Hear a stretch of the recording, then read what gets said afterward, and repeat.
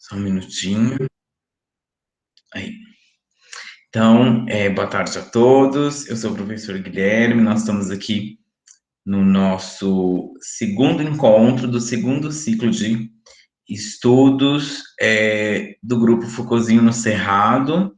A gente está trabalhando hoje o segundo volume da História da Sexualidade, o uso dos prazeres, e nós vamos trabalhar as formas de problematização, né? Nós estamos estudando a introdução, a proposta desse segundo ciclo é diferente da proposta do primeiro ciclo. No primeiro ciclo, nós tínhamos encontros muito alongados e com muito material, né? Além do material, além de trabalharmos capítulos inteiros, nós trabalhávamos textos complementares aos capítulos, e nesse segundo ciclo, a nossa proposta foi reduzir as análises, retirando os textos complementares, trabalhando só o livro principal, né, o livro escolhido, no caso, o 2, o uso dos prazeres, e trabalhando os capítulos de modo dividido para a gente reduzir o tempo e digerir melhor, né? Que nós vimos que o Foucault tem muita coisa para dizer, né? Então, a gente trabalhou a introdução, o tópico 1 da introdução, modificações, no primeiro encontro do ciclo 2. Nesse primeiro encontro, nós vimos a parte de metodologia. O Foucault fala em modificações sobre as metodologias que ele vai trabalhar ao longo do livro, que ele utilizou ao longo desse livro. Então, ele faz a distinção sobre arqueologia e genealogia. Como que ele utilizou o método arqueológico e como que ele utilizou o método genealógico. Como que foi para ele essa divisão e a aplicação dessa metodologia, dessas duas metodologias de análise para a produção desse livro que está aqui no nosso meio para análise. Então, para quem está envolvido com essas pesquisas, né, precisando trabalhar com essa metodologia, fica aí indicado ler e reler bastante o tópico 1 da introdução, porque está nele como que Foucault garante a arqueologia, a produção do saber através de uma arqueologia em uso dos prazeres e, ao mesmo tempo, uma produção genealógica dos poderes, das relações de poderes no uso dos prazeres. E, ademais, também temos o método hermenêutico que o Foucault vai usar, porque a produção da subjetividade, a produção de si, também aparece nesse livro, né? Então, é um livro que Foucault consegue colocar os três métodos dele em cruzamento para fazer aparecer a cultura dos prazeres, né? A cultura nossa, mas aí tem toda uma hipótese que a gente começa a ver hoje, né? Então, hoje a gente entra no tópico 2 da introdução, as formas de problematização. O que nos interessa nesse tópico, ainda introdutório das formas de problematização? É a suposição inicial. A hipótese inicial que o Foucault vai começar, né? Assim como ele teve uma hipótese inicial lá em História da Sexualidade 1, e nós vimos que ela não se sustentou, né? A gente sabe que, vou dar esse spoiler para vocês, que essa hipótese inicial também não vai se sustentar, mas a gente tem que começar trabalhando com ela. Então, a suposição inicial, a hipótese inicial do Foucault em O Uso dos Prazeres é a seguinte: nós podemos pensar em categorias tão gerais, tão abrangentes como paganismo e cristianismo, né? Paganismo de um lado e cristianismo de outro, e podemos dessa forma fazer uma oposição, então, entre moral sexual do paganismo antigo e moral sexual do cristianismo, né? Podemos pensar, né? Podemos construir, podemos delimitar uma moral sexual pagã e uma moral sexual cristã. Essa é a hipótese inicial do Foucault.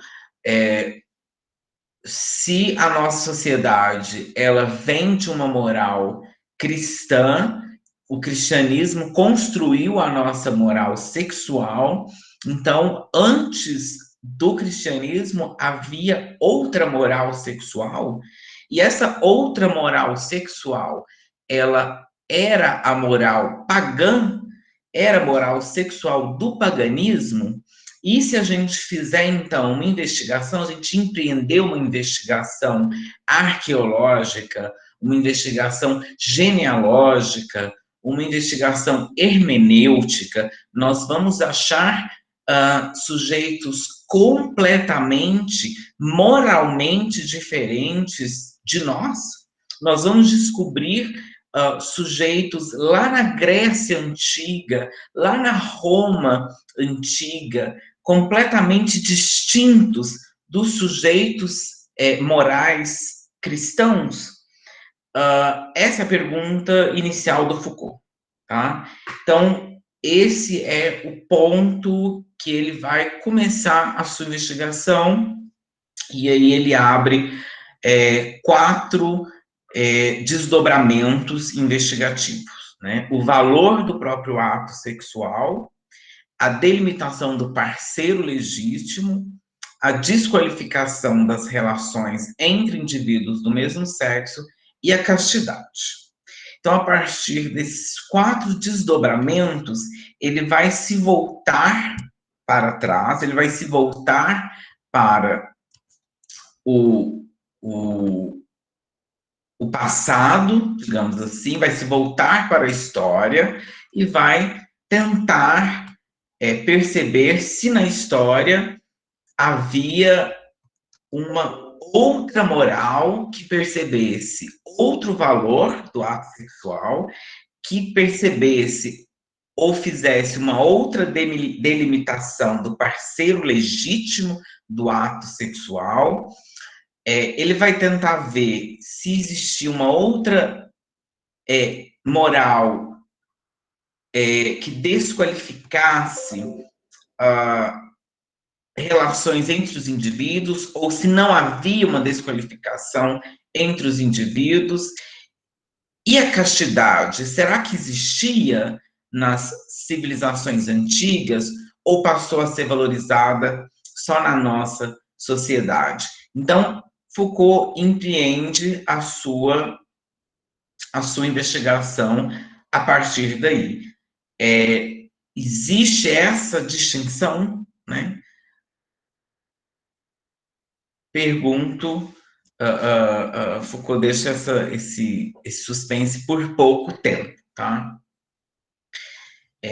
Porque ele logo ressalta as reproduções diretas e as continuidades muito estreitas, tá?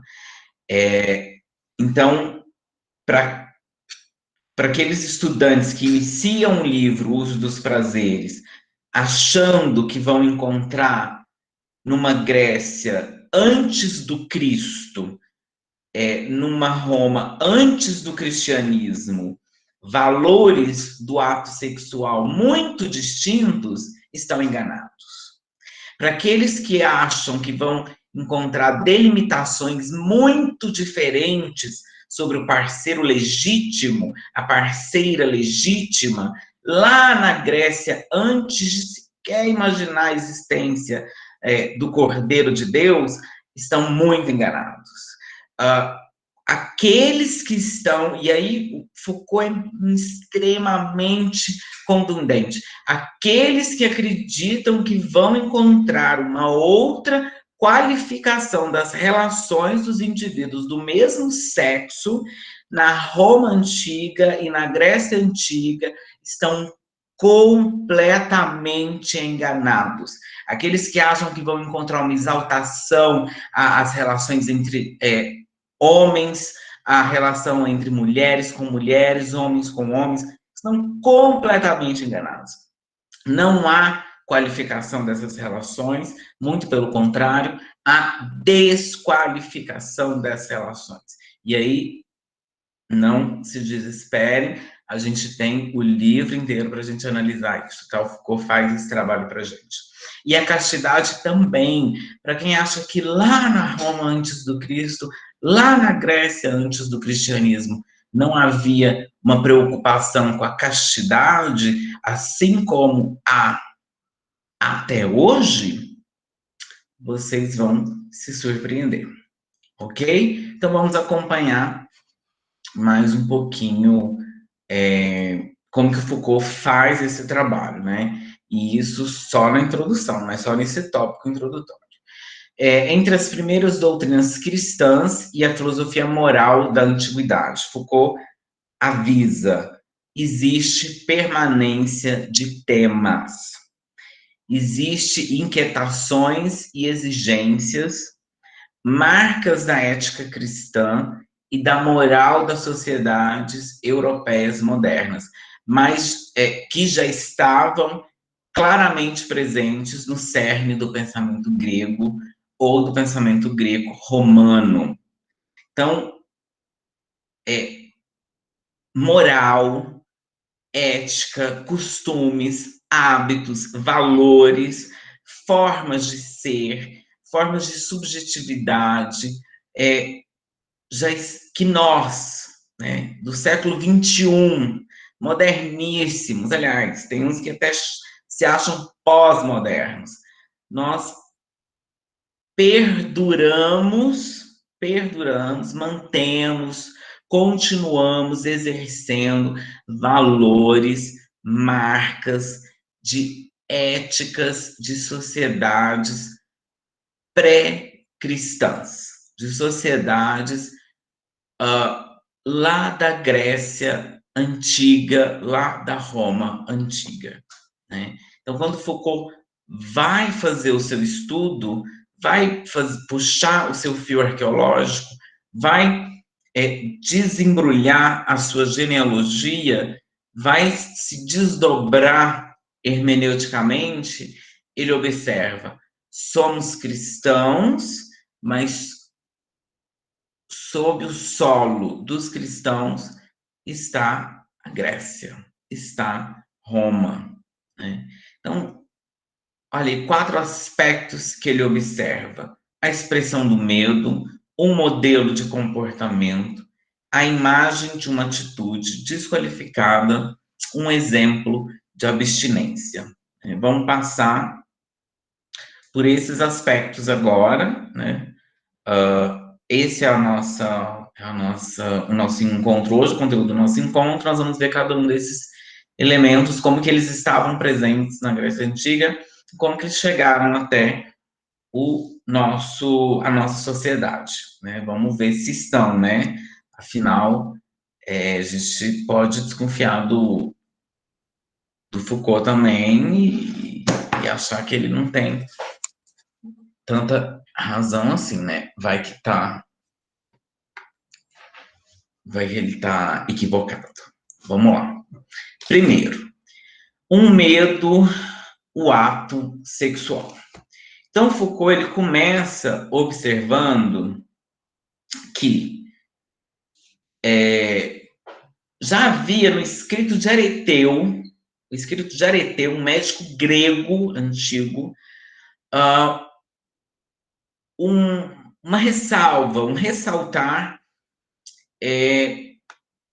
sobre o ato sexual, o perigo do ato sexual, caso ele fosse desregrado. Então, Foucault observa que a medicina, né, desde o primeiro século de nossa era,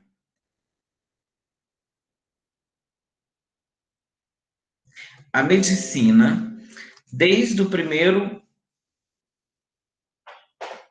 século de nossa era, ela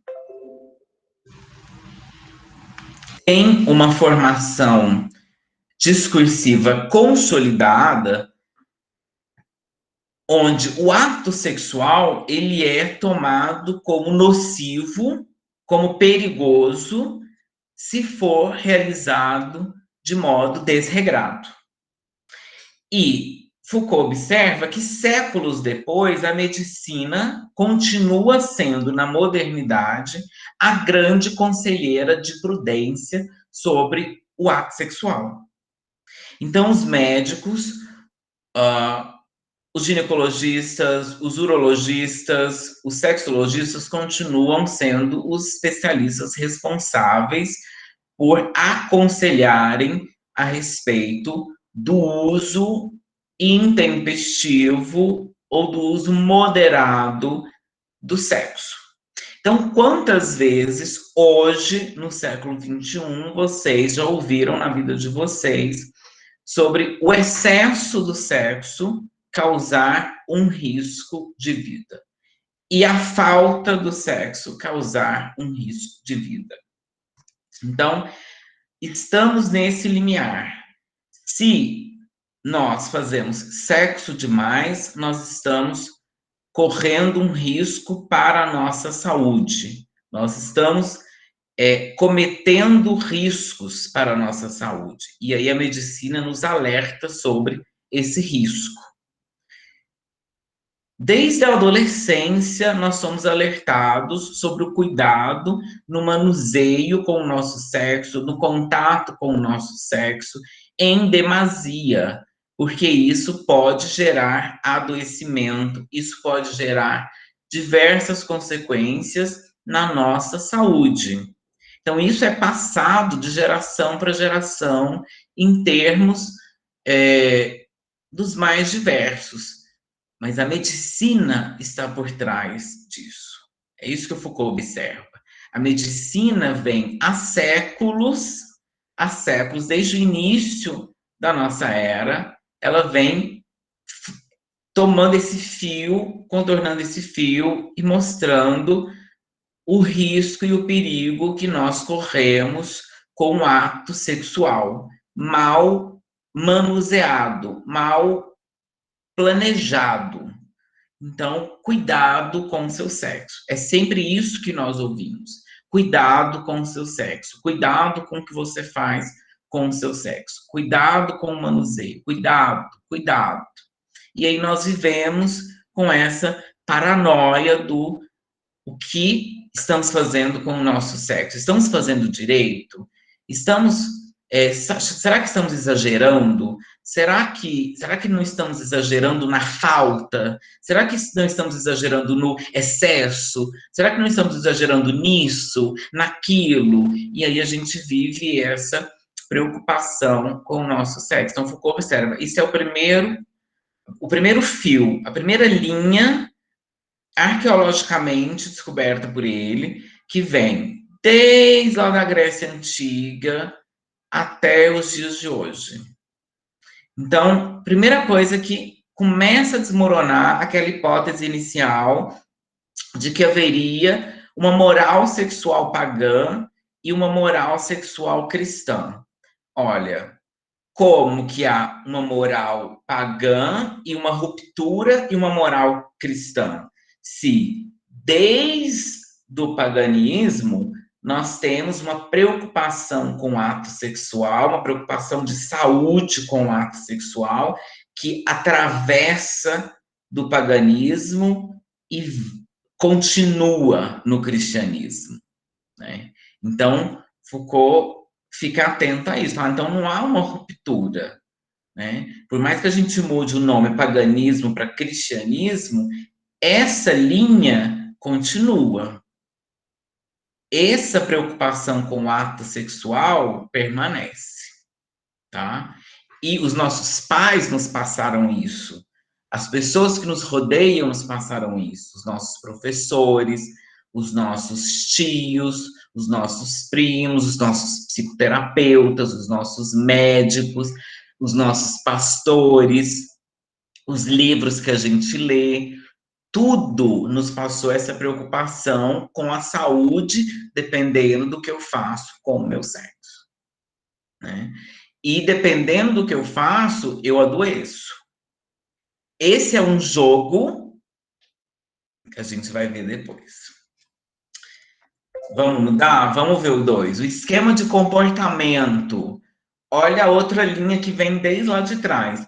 Foucault vai destacar aqui São Francisco de Sales, para puxar toda uma longa tradição que exorta a vida conjugal através do modelo do elefante. Né? O modelo do elefante é um modelo muito valorizado. Né? O elefante, para quem não conhece, ele é um exemplo clássico da natureza, porque ele vai ter só um parceiro durante toda a vida, né? E não só por causa disso, mas ele vai ter um parceiro durante toda a vida. A sua relação sexual é uma relação feita só uma vez durante o ano para acasalamento. Ela é feita de modo muito escondido, é muito difícil de se filmar, de se registrar uma relação sexual de um elefante, e após fazer a relação, ele vai se banhar no lago, enfim. Então, tem toda essa simbologia que a tradição valoriza da vida conjugal a partir do modelo do elefante, e o Foucault faz esse destaque arqueológico a partir do texto do São Francisco de Sales. Então, a fidelidade recíproca dos cônjuges, ela não foi necessariamente o imperativo seguido pelos gregos e pelos romanos, mas constituía o ensinamento dado com insistência nas correntes filosóficas dos gregos e dos romanos, tá? Então, pode parecer mera coincidência. Os gregos e os romanos, os maridos gregos, maridos romanos, eles não eram fiéis, mas era extremamente recomendado a eles que fossem fiéis, tá? Assim, eu falo coincidência nos casos de hoje, né? Porque na modernidade hoje, os maridos também são recomendados pelo cristianismo que sejam fiéis. As mulheres reclamam dessa fidelidade, né? Diz que não são tão assim fiéis. E é exatamente esse ponto que o Foucault vai puxar. Ele vai falar: vejam só, nós temos um esquema de comportamento que é a fidelidade monogâmica, que desde Catão a Aristóteles é ressaltado, né? Então, os filósofos gregos, para quem é da filosofia aí, os filósofos gregos, eles ressaltam por demais a vida monogâmica e a fidelidade monogâmica. Não que os gregos seguissem, né? Assim como a nossa sociedade valoriza por demais a fidelidade monogâmica, não que a gente siga, né? O que acontece com isso? Esse imperativo de comportamento, ele, diz Foucault, continua passando como imperativo de virtude. Então, você sendo um marido fiel, você é considerado virtuoso. Você tem uma alma firme. Você tem um domínio de si. Então, até hoje, nas nossas sociedades, o maridão, né, o grande homem, é aquele que é fiel. É aquele que, pelo menos, não vazou o vídeo dele traindo a esposa, né? Não vazou nudes dele lá no motel, né? Então, ele é aquele que passa a imagem de domínio de si, firmeza da alma. Então, sabe aquele político, até hoje no Brasil, os cargos executivos da última eleição, 70% foram ganhados por homens brancos, héteros, casados com mais de 40 anos, que aparentavam fidelidade monogâmica. Então, o mesmo esquema de comportamento que é valorizado desde Aristóteles, desde Catão até hoje. É isso que Foucault observa. Foucault está fazendo uma análise arqueológica. Ele não está fazendo uma defesa, ele não está fazendo uma proposição, ele está observando. Então, quem falou que na Grécia Antiga a suruba era permitida, a putaria estava liberada, e agora com o cristianismo nós temos um rigor, nós temos um processo de rigorosamente uma moral cristã, Foucault diz não. Na Grécia Antiga, nós tínhamos uma sociedade que pedia rigor também. Se foi descoberto que havia uma margem na sociedade que permitia manifestações sexuais, olha o uso dos prazeres, que fugiam a essa fidelidade monogâmica, então, peraí, que a gente vai observar isso agorinha, tá? Mas a fidelidade monogâmica, ela continua no centro da sociedade, sendo valorizada, e é o esquema de comportamento que estrutura a sociedade. Então, na Grécia Antiga, você tem festas em homenagem ao deus Baco, mas o que estrutura a sociedade é a fidelidade monogâmica. É a mulher em casa, fiel ao marido, porque a essa não é dado o direito da festa, a essa não é dado o direito da diversão, a essa não é dado o direito da infidelidade, né? Ela está em casa, com os filhos, estruturando a sociedade, até hoje. Percebem? É disso que Foucault está falando. A nossa sociedade está repetindo os mesmos modelos desde a Grécia Antiga, tá? Vamos continuar, vamos ver mais uma. 3. A imagem, a homossexualidade. Então, Foucault vai observar que nos textos do século XIX, um perfil tipo do homossexual invertido, né? Então, ele vê nos textos do século XIX, na modernidade, o que ele observa do homossexual? Gestos, posturas, maneira pela qual se enfeita, coquetismo, né? Coquetismo é isso, né? Eu tenho um pouco de coquetismo, eu confesso. É assim, um pouco de trejeito, forma, expressão do rosto, anatomia, morfologia feminina, descrição desqualificadora. Então, todos esses elementos entram para compor o perfil tipo do homossexual no século XIX. Aí, Foucault vai notar, somente na modernidade nós temos esse perfil tipo, e aí ele começa a fazer o trabalho arqueológico dele. Ele começa a puxar os textos para ver se esse perfil tipo, ele não está em outros locais, né? E aí ele começa fazendo essa divisão ou essa síntese, né? Eu coloquei assim, eu gosto de ver assim, né? Ele sintetiza em dois fenômenos, né?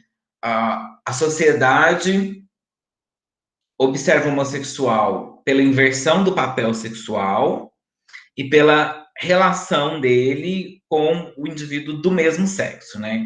Então, pela inversão do papel, ele se feminiliza, né? Ele se torna feminino, ele pega algum elemento da figura feminina, né? Do outro, né? Que ele não poderia ser, porque ele é o masculino, então a inversão de papel.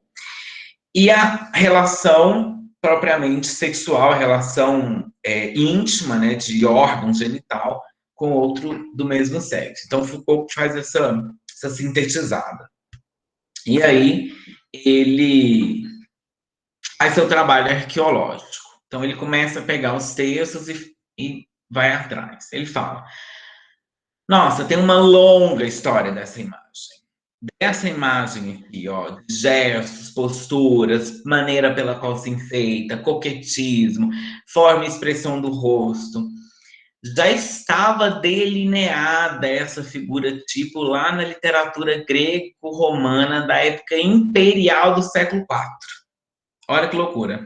Na descrição dos padres de Atargates, na época medieval, na simbolização que John de Prusa propõe, na evocação dos pequenos retóricos que Epíteto interpela, No retrato da juventude decadente, Sêneca fala em O Retórico. No primeiro discurso de Sócrates, no Fedro, quando ele repreende o amor que se tem aos rapazes flácidos, educados na delicadeza da sombra, ornados de maquiagem, de adereços.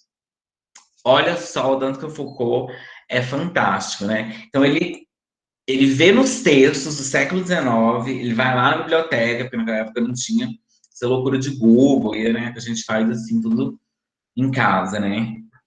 Então, ele foi na biblioteca, achou um monte de textos do século XIX, né? O que é homossexual? O que é isso, homossexual? Então, ele vai lá, acha um monte de texto que fala sobre homossexual, e aí ele começa a perceber. Aqui falando que fala que é homossexual por causa dos gestos. Aqui nesse texto fala que é homossexual por causa da postura. Aqui fala que é homossexual por causa do coquetismo. Aqui por causa da anatomia. E junta.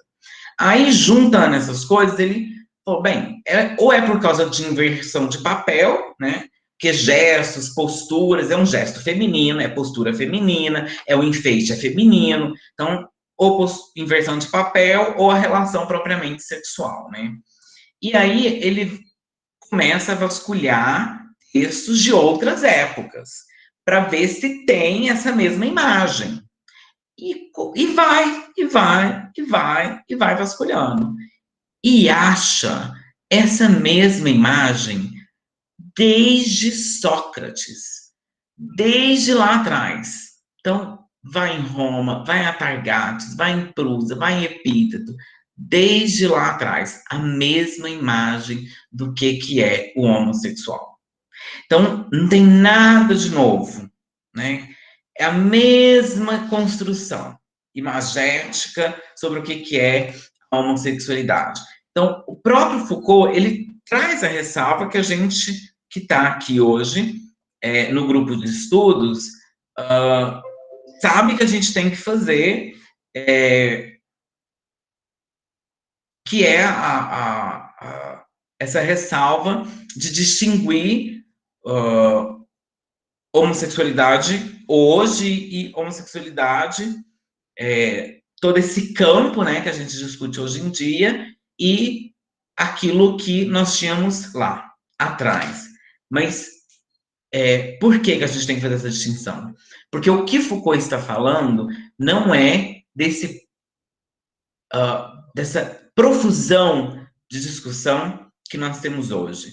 Foucault está falando de um enquadramento que foi trazido desde lá de trás, né? É desse enquadramento que Foucault está falando.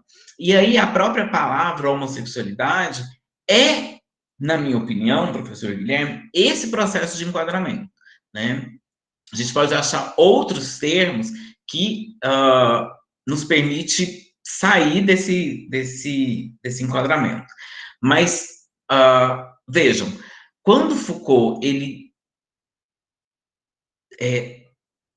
faz essa linha de raciocínio, arqueologicamente, ele nota, daquilo que em geral chamamos de relações homossexuais, é necessário reconhecer aí o efeito de apreciações fortemente negativas a propósito de certos aspectos possíveis da relação entre homens, bem como repugnância de tudo que pudesse marcar uma renúncia voluntária às marcas do papel viril. É só isso que o Foucault está trazendo desde lá de trás. Então, antes, eu acho Foucault sensacional. Antes de entrar nessa enorme discussão que Preciado vai trazer, que os contemporâneos vão trazer, que vale a pena a gente se envolver em outro momento.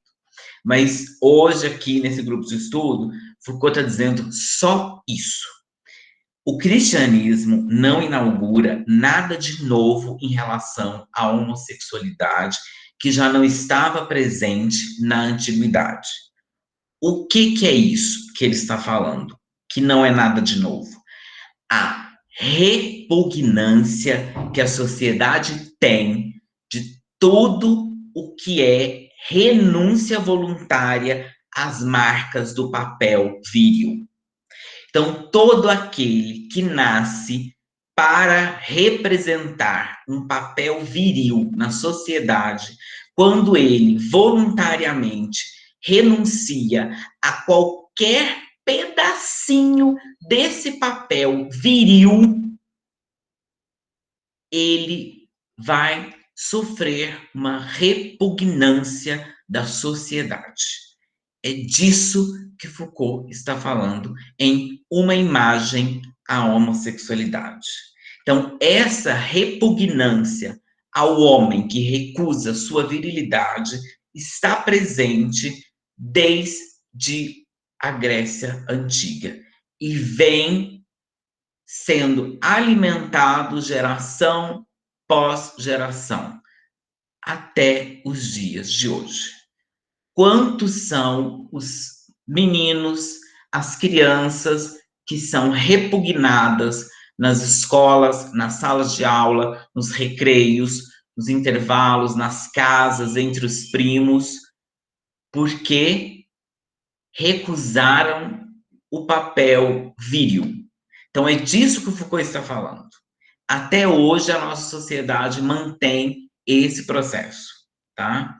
Então, mesmo que você considere, ou mesmo que se considere a sociologia, enfim, os estudos, os amores masculinos mais livres na antiguidade grega, em relação às sociedades europeias modernas, não resta dúvida para Foucault que marcas intensas de reações negativas e formas de desqualificação já estavam presentes e se prolongaram até nós através dos mais distintos desdobramentos. Então, as relações entre homens, os amores masculinos na Grécia Antiga, estavam marcados por intensas relações negativas, sim. E essas marcas negativas, essas reações negativas, elas marcam desde a antiguidade até hoje esses homens e esses casais que se arriscam, que têm a coragem de vir a público enfrentar a repugnância da sociedade, tá? É disso que o Foucault está falando. Até hoje nós perpetuamos isso. Não há uma ruptura entre paganismo e cristianismo, entre as sociedades antigas e o cristianismo. Não é o cristianismo que inventa isso, nós estamos reproduzindo até hoje esse modelo de repugnar aquele que recusa o seu papel social, ok? E o último modelo, o modelo de abstenção, a castidade, né? Então, o herói virtuoso, a heroína virtuosa, é aquela que, ou aquele que é considerado capaz de desviar do prazer, né? De se fugir do prazer como uma tentação, né? Na qual ele não deve cair. Então, essa imagem de fugir da tentação parece ser uma imagem muito cristã, né? O Foucault mesmo ressalta isso. Essa ideia de fugir do pecado, de fugir do perigo, né, da serpente, da tentação, parece uma coisa muito cristã. E aí Foucault começa a notar que essa renúncia, essa exclusão à atividade sexual está ligada à ideia de um acesso à experiência espiritual da verdade e do amor. E esse acesso de uma experiência, esse acesso à experiência espiritual de verdade e de amor, é algo que o Foucault observa nas suas pesquisas arqueológicas, que também já estava presente na Grécia Antiga, em modelos como Apolônio de Tiana, as Gésilas de Xenofonte e o famosíssimo Sócrates no Banquete. A castidade é valorizada desde a Grécia Antiga. Não é um capítulo novo no cristianismo, não é uma novidade cristã valorizar a castidade, né? Valorizar o indivíduo no tempo em que ele não foi tocado por ninguém, no tempo em que ninguém tocou nele, é algo muito, muito importante, né? Isso não só no cristianismo, mas também no paganismo. Muitos filósofos valorizavam tanto para o homem quanto para a mulher, né? E isso até hoje, eu não posso deixar de comentar com vocês que semana passada eu estava mexendo na internet, vi a notícia, Gabriela Priori comenta quando perdeu sua castidade, né? Eu falei, meu Deus, parece que eu fui jogado para a época medieval, tá lendo uma notícia dessa, né? Porque que me importa a castidade de Gabriela Priori, né? Aliás, que me importa a castidade de qualquer pessoa. Mas tá aí, a nossa sociedade ainda está preocupada com a castidade de algumas pessoas. Fiquei me perguntando, não seria interessante se a notícia fosse Evaristo Costa conta quando perdeu sua castidade? Enfim, é muito curiosa a nossa sociedade. Ela está reproduzindo esse modelo de valorizar a castidade desde a Grécia Antiga. Gente, a Grécia Antiga faz mais de 2000 anos. Pelo amor de Deus, né? A gente está precisando se renovar. E aí Foucault, ele não infere que a moral sexual do cristianismo e a do paganismo, eles formam uma continuidade, tá? Preciso fazer essa ressalva, porque essa ressalva está no livro, uh, ou que ela estava pré-formada na antiguidade do pensamento antigo. Ele vai dizer o seguinte: temas, princípios e noções, elas podem perfeitamente se encontrar num e noutro. Não possuem o mesmo lugar e o mesmo valor em ambos. A quadritemática que se forma na reflexão moral da antiguidade, né, a austeridade sexual em torno e a propósito da vida do corpo, da instituição do casamento, da relação entre homens e da existência de sabedoria, isso vai para a modernidade, mas vai com uma outra valoração e com uma outra arrumação, né, digamos assim. Então, Foucault vai dizer, nós não temos uma continuidade de uma moral para outra, nós temos uma continuidade quadritemática, tá? Essa quadritemática, ele diz, manteve-se através do tempo, com uma constância graças às instituições, a conjuntos de preceitos, referências teóricas extremamente diversas e despeito de muitos remanejamentos, tá? Foucault também traz um comentário muito importante, apesar de gerar muita polêmica, que essas reflexões morais da Grécia Antiga à modernidade não são direcionadas às mulheres, porque os filósofos, os pensadores, os moralistas, eles não pensavam para as mulheres, eles pensavam para homens livres. E isso eu sei que eu tenho aqui algumas alunas que vão se formar para professoras. Precisa ser lembrado quando a gente está na academia. O quanto o espaço da mulher é um espaço que precisa ser reforçado muito mais do que o do homem. Parece que o espaço do homem já está presumido nesses textos, e o Foucault faz questão de lembrar disso. Ele diz, quando nós estamos estudando o uso dos prazeres, estamos estudando essas morais, essas reflexões éticas, essas reflexões, elas são feitas para homens. Então, quando a gente está estudando Kant, quando a gente está estudando Aristóteles, Ética Nicômaco, por exemplo, é para homens. Não está escrito lá que é para homens livres. Eles não contam isso, tá? Foucault conta. Foucault não está mentindo, ele revela. Por quê? Porque as mulheres, elas estão em casa fazendo outra coisa, né? Elas não estão autorizadas a ir lá para a escola onde os filósofos estão pensando, onde Platão está, onde Sócrates está, entendem? Então, isso também tem que estar presente na consciência crítica de todos nós, e Foucault faz questão de compartilhar isso. Então, enquanto ele estudou, quando ele pegou todos esses textos e foi vendo esses textos arqueologicamente, ele observou, ele falou, esses textos não são para mulheres, esses textos, eles são para homens livres, enquanto os escravos estão lá trabalhando, e as mulheres estão cuidando da casa, esses homens estão aqui pensando sobre temas sexuais, sobre o uso dos prazeres, como tratar a sua própria austeridade sexual, tá? Isso é importante. Então, já encaminhando para finalizar, tá? Nosso encontro, nosso conteúdo, e aí depois ouvir vocês, se vocês tiverem algum comentário. Foucault diz o seguinte: temos que pensar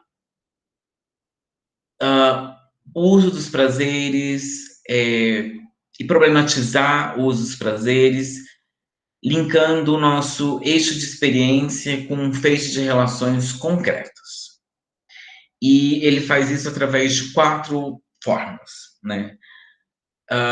Primeiro, corpo e saúde, mostrando que o sexo, o ato sexual, ele é um jogo de vida e de morte para a gente, já faz mais de 2000 anos. Que isso, professor? Sim, foi o que eu falei no primeiro, o ato sexual. Como a medicina nos ameaça. A medicina nos coloca nesse jogo de vida e de morte. Dependendo do quanto você fizer sexo, de como você fizer sexo, você pode morrer. Se você não usar preservativo, se você não tomar certos cuidados, se você exagerar na quantidade, se percebe? Então, quantas ameaças nós temos a respeito do corpo e a respeito da saúde a partir do ato sexual? É o jogo de vida e o jogo de morte, né? O sexo, o uso dos prazeres nos coloca nesse jogo, no jogo da vida e no jogo da morte. Mas não é só nesse jogo que ele nos coloca. Ele também nos coloca no jogo da instituição familiar e do seu vínculo. Porque o nosso sexo, o que nós fazemos com o nosso sexo e o nosso sexo, ele nos diz de quem somos nós na instituição familiar. Então, se eu sou o homem na família, se eu sou a mulher na família, se eu sou o pai da família e se eu sou a mãe da família, se eu sou o filho ou se eu sou a filha. Tudo isso faz diferença dentro de casa. Vocês sabem disso, né, gente? Vocês sabem disso, né? Quem vai lavar a vasilha, quem vai para procurar o emprego, quem é chamado a atenção, quem fala mais alto, quem apanha, quem vai chorar calado, quem tudo, todo jogo de poder, todas as relações de poder, toda é, toda todo jogo que é jogado dentro de uma casa, tá? Quem faz a comida, quem bate a panela, quem, enfim, tá? Tudo que é jogado dentro de casa é a partir do sexo, a partir da sexualidade. Foucault vai observar, tá? Então, a relação entre o marido e a esposa é muito importante, como que é feito o jogo da instituição familiar, tá? Repare a nossa sociedade. E não só isso, também os jogos dos papéis sociais, né? Com os papéis sexuais, tá? Então, o seu próprio sexo e os parceiros que você pode escolher, né? E não só isso, toda a sociedade rearranjada, quanto que você recebe e a pessoa que está na mesma função que você, mas é do outro sexo, recebe. Quanto tempo um homem demora para subir numa carreira e a mulher para subir na mesma carreira? Tudo isso está dado na sociedade. Então, o jogo dos papéis sexuais está entrelaçado com o jogo dos papéis sexuais. Foucault também nota isso. É um jogo difícil de jogar. É um jogo complicado de jogar. né? Você que é mulher, quando você passa, você que é mulher, você sabe que você não pode sair com determinadas roupas, em determinado horário, naquela determinada rua. Olha que loucura isso, porque você pensa no que podem fazer com você. Olha o jogo social, isso é muito sério. Isso é muito sério. Você, antes de pensar no próprio desfrutar de uma roupa, no corpo, você tem que pensar em como você vai ser uma peça num tabuleiro social. Um homem não pensa isso. Um homem pega uma roupa num guarda-roupa e vai para a rua. Isso é muito sério, gente. A nossa sociedade é uma sociedade, e Foucault observa isso desde a antiguidade. Desde a antiguidade, a mulher não usa qualquer roupa. A mulher tem um jogo social, o sexo tem um jogo social. O corpo feminino é jogado socialmente. Então, você, quando sai da instituição família e entra na instituição social, você que é mulher, você tem um jogo para ser jogado aí. E você que é homem também tem um jogo para ser jogado aí. O homem que foi com a bermudinha no supermercado foi barrado. Vocês estão vendo o que nós criamos? O que nós alimentamos? Uma sociedade que está preocupada. Vou chegar a isso, é no próximo slide. Aqui, a verdade, as coisas. É uma sociedade, eu não vou adiantar, porque eu fico muito indignado. É uma sociedade que dá um enorme valor para o sexo, um enorme valor para o ato sexual, para o prazer e o uso do prazer do ato sexual. Assim como, aliás, não como daria para um prazer degustativo. Então, é um descalabro, tá? Mas depois a gente pode discutir isso na parte dos comentários. Porque tem também a questão da verdade, porque os jogos das condições espirituais que te permite ter acesso à sabedoria também passa pelo teu sexo. Então você acredita na verdade a partir do que o teu sexo te fala. Você faz um jogo de verdade com você mesmo a partir do seu sexo. Olha que louco isso. Você constrói uma verdade sobre você a partir do jogo sexual que você joga com você mesmo. E você só vai ter uma sese espiritual, você só vai se elevar espiritualmente, você só vai se considerar um ser elevado espiritualmente, filosoficamente superior, se você tiver uma relação não sexual com você, mas você se dá essa relação sexual com você. Olha o que você cria que você não consegue tirar o nó, e aí você vive uma relação filosoficamente impossível. É uma subjetividade, uma relação de sujeição de si para contigo surreal que nós construímos. E não foi no cristianismo, né? Vem desde antes. Ok? Então, pessoal, a prática dos prazeres é questionada a propósito do corpo, da esposa, dos rapazes e da verdade. São esses 4 elementos que vão ser trabalhados ao longo do livro. Como objeto de inquietação, de debate, de reflexão. Esses elementos todos aí nós vamos ver devagarzinho ao longo do livro, tá bom? Agradeço muito a atenção de vocês. Vou parar a gravação agora para a gente poder para eu poder ver os comentários de vocês. Só um minutinho.